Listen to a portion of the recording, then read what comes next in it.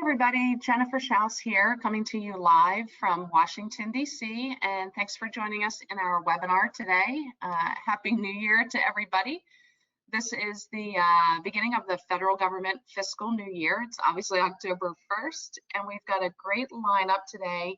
It's a mix of both government and industry, and we're going to hear about best practices, and we've got it segmented by topic. So we're going to dig into some of our slides here. We don't take questions throughout the webinar, but it is being recorded. We'll send out the recording as well as the link to the slides later this afternoon once we're able to convert the recording into a MP4 file. So before we get started, just want to tell you a little bit about us. We're based in downtown Washington, D.C., and provide a variety of services for companies that are selling to the federal government. We don't deal with state and local or education, just the federal market. And so our clients typically come to us for anything from market analysis reports, business development. If it makes sense for them, we'll help them get onto the GSA schedule and manage that contract. And then also that post-award kind of back office compliance is another piece of our service. We do have a newsletter that goes out every Monday, which is perhaps how you found out about the event today. And that reaches over 23,000 subscribers, most of which I'd say 90% are probably government contractors or are government contractors. We've got some service providers and then some government personnel as well who are subscribers. We've been putting webinars on for several years, and so we now have a library of over 450 complimentary government contracting webinars, and they cover topics on anything from GSA schedules to business development, and then a lot of the legal pieces such as bid protest, FOIA requests, a little bit of everything. So you can check out all of our recordings there on the YouTube channel. What we did in, just to rewind for a moment, in 2020, we covered every part of the FAR, which is the Federal Acquisition Regulation, and those were run through sequentially. So we started with FAR Part 1 in the first part of January and then ended with FAR Part 52 in December. This year, 2021, which has flown by, we're kind of mirroring that process, and we're covering the DFARS. Those are Wednesdays at 12 o'clock, complimentary, so we're more than halfway through that series. If you want to listen to any of the recordings, you can find them on our website as well as our YouTube channel. We've also got the second Friday of every month, a new, well, it was new for this year, which is the GovCon Live QA Cafe. It's the second Friday of every month. There is a small fee to attend, which is $35. If you use the discount code DFARS, you'll get a $15 discount.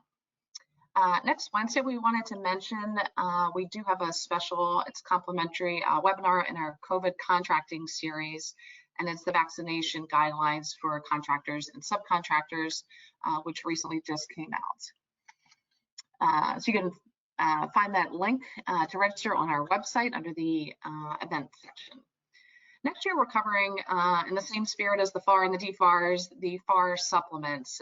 It's a webinar series. We're going to have primarily government contracts attorneys who will go through basically the agency and the department nuances that they have within their own department or agency regarding contracting and procurement. And then on that corresponding Friday, we'll have the department and agency playbook series. We're doing that in conjunction with FedMine, Archies and Meehan, and their group. So they're going to cover some of the opportunities. We're also doing this in conjunction with the McLean Group, which is a merger and acquisition outfit, and we will have government representation on most of those webinars as well. Sponsorships are available. One more thing I wanted to note is a new series we're going to launch is called the GIP. It's the Government Industry Partners. And so basically it allows you to conduct a webinar with us. We will help promote it, help you curate it. We're going to host it, we'll record it, and then we'll post your webinar on our website, YouTube channel So you can do this as a 1, 2, or 3-part series. And so this will be all about your business. So it's like today you'll present in front of a live audience. And as I mentioned, you get the recording, the registration list. So if you're targeting government contractors, this is probably a good service for you. And I want to make sure that hopefully everybody can see my screen. And so again, that service, this Government Industry Partners webinar series, is allowing you to conduct a webinar with us. Okay, just to let you know, next Friday is this GovCon Live Q&A Cafe series that I mentioned. So every month is a different topic. Next Friday is covering set-asides. With the folks here you see on your screen, most people that are in the government contracting sector are probably familiar with these names. And then in November, the second Friday is November 12th, and we will cover pricing. And Marcia, I believe, is joining us later today as we talk about best practices for pricing. And then we'll round out December with mergers and acquisitions with these 4 panelists. You can sign up on our website for all of these. So just go to our website, go to the GovCon Live Q&A tab, and you'll find the links there to register. And now, Andy Kirkpatrick, thank you for hanging on the line here. It's great to have you with us. Jennifer, I thought I was off the hook. Which said that's the last speaker. I'm like, oh, okay. Wow. No, I didn't forget about you. You are here and front and center. The floor is yours. I feel like I should have a drum roll. I know you're a musician. Yes, so I should have a musical entry for you. I got to work on that. Kind of like the, like in baseball, you have like the walk-up music. Yes. I should have some kind of theme song. But thank you so much, Jennifer, for allowing me to be a part of this. As you mentioned, I did get to be here for a lot of this, and I've also attended and presented at prior engagements as well, and these are just amazing things. So I know we're way behind time, so I'm going to jump right in. These are the top 5 practices. I'm sorry, a little too fast.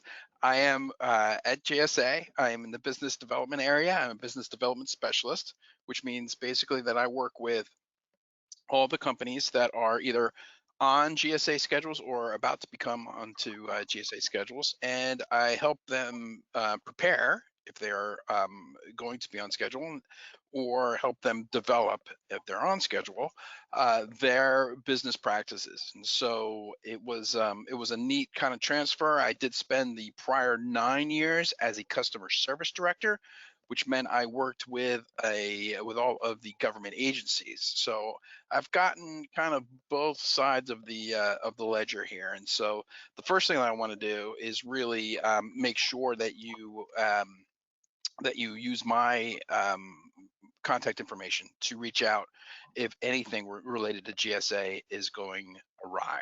If there's anything that you are trying to track down that you don't get paid to do, that's when you know you have to reach out to me. So having said that, the top 5 best practices. Number 1, sell that FAR 8.4. You're selling simplicity. You are selling to the contracting to the contracting officers on all sides here just a real simple way of doing business, instead of having those contracting officers do a lot of the homework, a lot of the back work. The fact that you have a GSA schedule allows you to kind of circumvent that. That's the good part. That's the reward you get for the admittedly arduous process of becoming on schedule. So folks get on schedule and then they forget to sell the simplicity. So sell the simplicity. And related to that, number 2 is know your CO. Know those contracting officers. Know, because those are the people who really put the tires on the road. And so it's wonderful to have a great solution and to really convince that first decision maker to go with you. However, what's going to kind of pump you and kind of get you off that short list is your ability to talk to and relate to the CO. Number 3, update that price list yearly. Absolutely. It's a tough thing to do. We do have the new e-modification process that is there for folks, but make sure that folks know where you are, and make sure that you are updating that price at least yearly. Hopefully it's a little more than that, but at least yearly. And coming in at number 4, keeping all your POCs updated. So many times from the GSA angles, and again, I've seen this from the CSD angle, I've seen this from the business development angle, I've seen it from all of my colleagues in my networks, and 10 years of working with GSA. One of the great frustrations is that folks do not keep their POCs to us updated, and so we are shooting out emails, we're sending out invitations. As the business development person, I've created and I present 2 trainings a month, and we send them out to our vendors, and I get loads and loads and loads of no longer here, that's not the person, all that kind of good stuff. So please keep the POCs, whoever's in charge of dealing with GSA, make sure that you are taking care of that, and letting us know. And then 5th, and certainly not least, reach out to us. It's where I began, and this is where I'm going to end. Reach out to the business development team. I realize GSA is a very big, very large, non-agile animal. What the BD team and as a extension to that, the CSD teams do is bring a little bit of that agility to the process. And so the line that I use a lot and kind of dealing with the government is that sometimes it's like trying to teach an elephant how to jump rope. So not very agile. So it's really incumbent upon you to reach out to the business development team, reach out to your CSD, and make sure that you know that you have all the support that you need. Great, I love it, Andy. And let me move over to your question here. What's the biggest misconception people have regarding GSA?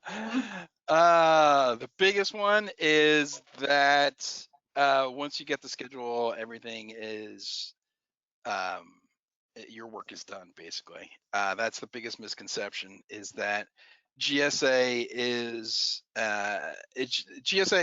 referee. And sometimes throughout the process, we are kind of misconstrued or misperceived out there because we do so many things that it's difficult for folks to have the right conception. But we are really the referees in this transactions rather.